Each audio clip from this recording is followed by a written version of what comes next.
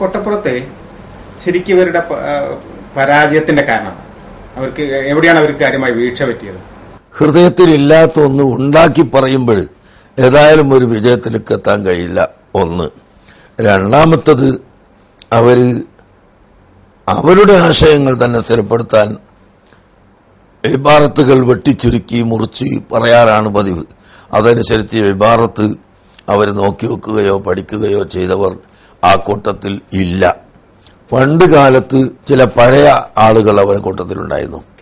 പഠിച്ചവര് അത് വെട്ടിമുറിച്ചിട്ടാണെങ്കിലും ഇന്ന സ്ഥലത്ത് ഇന്നൊരു ഇബാറത്തുണ്ട്, അത് ഇങ്ങനെ വളച്ചൊടിക്കാം എന്ന് അവർക്ക് മനസ്സിലാകുമായിരുന്നു. ഇവർക്ക് അതും അറിവില്ല. ഇവർ നേരെ മനസ്സിലാക്കിയത് ഖുർആനിലുള്ള കുറെ ഇബാദത്ത് എന്ന് പറയുന്ന ആയത്തോതിയാൽ നമ്മളെ മുട്ടിച്ചു കളയാൻ കഴിയും എന്നാണ് അവർ ധരിച്ചത്. അതുകൊണ്ടാണ് അവരെ പരാജയം. ഒന്നാമത്തെ പരാജയതല്ല, സത്യം അവരെ കയ്യിലില്ല. അസത്യം ഇങ്ങനെ ഉണ്ടാക്കി പറയാണ്. അത് പറയുമ്പോൾ ഒരിക്കലും മനുഷ്യൻ വിജയിച്ചോളുന്നില്ല. പിന്നെ അവരുടെ അവതരണക്കാരുടെ പരാജയമുണ്ട്. അവർക്ക് കാര്യമായിട്ട് അവരുദ്ദേശിക്കുന്ന കാര്യങ്ങൾ തന്നെ നന്നായിട്ട് പറഞ്ഞ് അവതരിപ്പിക്കാൻ കഴിയാത്ത ഒരു പരാധീനത അതുണ്ടെന്ന് എനിക്ക് തോന്നുന്നില്ല. അത് ഇനി അവര് എത്ര കഴിവുള്ള ആൾ വന്നാലും വിഷയമില്ലാത്തത് കൊണ്ട് അവർക്ക് ഇങ്ങനെ തന്നെ സാധിക്കുള്ളൂ. പിന്നെ വാചാലത കുറച്ചുണ്ടാവാം എന്നല്ലാതെ വിഷയം അവതരിപ്പിക്കാൻ ഇനി ആര് വന്നാലും വിഷയം വേണ്ടേ? അവരുടെ കയ്യിൽ വിഷയമല്ലല്ലോ. ഇതിപ്പം കഴിഞ്ഞിട്ട് ഏകദേശം പറഞ്ഞ പോലെ 25 വർഷം കഴിഞ്ഞു. ഈ 25 വർഷത്തിന്റെ ശേഷം അന്നത്തെ ആ സാഹചര്യം ഓർക്കുമ്പോൾ തോന്നുന്നത് എന്താണ്?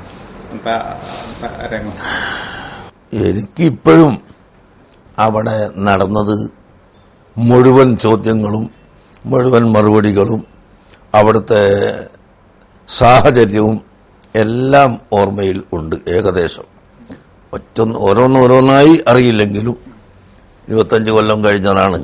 ഒരു വിഷയത്തെ സംബന്ധിച്ച് ചർച്ച ചെയ്യുമ്പോൾ, വാദപ്രതിവാദം നടത്തുമ്പോൾ വിഷയം ആദ്യമായി നിർണയിക്കണം. അതിന്റെ അപ്പുറവും ഇപ്പുറവും കടക്കാൻ പാടില്ല.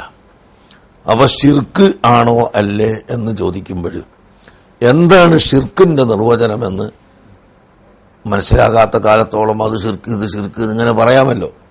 അപ്പൊ അതുകൊണ്ട് നമ്മൾ വളരെ നിഷ്പക്ഷമായി തന്നെ അവരെ മുട്ടിക്കണമെന്ന ഉദ്ദേശത്തിലോ തോൽപ്പിക്കണമെന്ന ഉദ്ദേശത്തിലോ കബളിപ്പിക്കണമെന്ന ഉദ്ദേശത്തിലോ ഒന്നുമല്ല.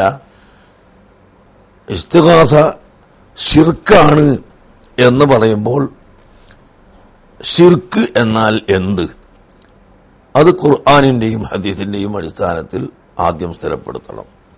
മഹാത്മാക്കളായ പണ്ഡിതന്മാരുടെ ഉദ്ധരണി കൊണ്ട് സ്ഥിരപ്പെടുത്തണം. അങ്ങനെ ഷിർക്ക് തീരുമാനിച്ചു കഴിഞ്ഞാൽ മാത്രമേ നമ്മൾ ചെയ്യുന്ന പ്രവൃത്തി ഷിർക്ക് ആണ് അല്ല എന്ന് തീരുമാനിക്കാൻ കഴിയുള്ളൂ. ഇതാണ് ഞങ്ങളുടെ ശരിയായ നയമുണ്ടായത്. അല്ലെങ്കിൽ അവര് യക്ഫുറൂന ബിശിർക്കിക്കുന്നുള്ള ആയത്തോതി എന്നിട്ട് നമ്മളാണ് ചെയ്യുന്നതെന്ന് പറഞ്ഞാൽ ആളുകൾ ധരിക്കും, ഓ യക്ഫുറൂന ബിശിർക്കിക്കും, മക്ക മുശ്രിക്കീങ്ങൾ ആഖിറത്ത് ചെല്ലുമ്പോൾ ഷിർക്ക് നിഷേധിക്കും എന്നല്ലേ ഖുർആൻ പറയുന്നത്. അപ്പൊ ഇതുപോലെ നമ്മളിത് ഷിർക്കാണെന്ന് ഇവിടെ വെച്ച് നടന്ന് ആഖിറത്തിൽ വെച്ച് അതിനെ നിഷേധിക്കും എന്ന് ആളുകൾ തെറ്റിദ്ധരിച്ചു പോകും. അതുകൊണ്ട് ആദ്യമായി ഷിർക്ക് എന്നാൽ എന്തെല്ലാം, അതിന്റെ ഇനത്തിൽ പെടുന്നത് ഏത്, അതിന്റെ വരമ്പുകൾ ഏത്, അതിന്റെ ഹദ് ഏത്, അതിൽ പെടാത്തത് ഏത് എന്ന് വ്യക്തമാക്കണം. അത് അവര് പ്രത്യേകിച്ചും പണ്ഡിതന്മാരുടെ കിതാബുകളൊന്നും സ്വീകരിക്കാത്തവരാണ്.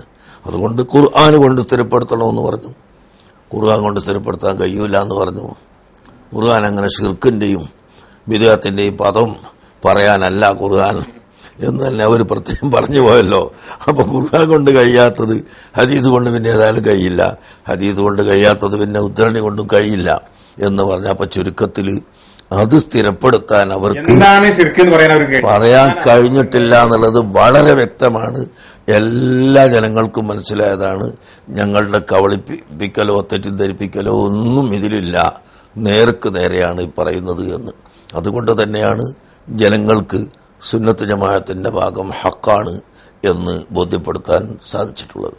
പിന്നെ ആ പഴയ തലമുറ ഇല്ലാതായിപ്പോയത് ഒരു ദൈക്ഷണിക പരാജയം. എല്ലാ മഹാന്മാരുടെ ഉദ്ധരണികളും കിതാബുകളും അവർക്ക് അനുയോജ്യമായ നിലക്ക് വ്യാഖ്യാനിക്കുമെങ്കിലും അവരുടെ കയ്യിൽ കുറച്ചെങ്കിലും അറിവിന്റെ അടിത്തറ ഉണ്ടാകുമായിരുന്നു.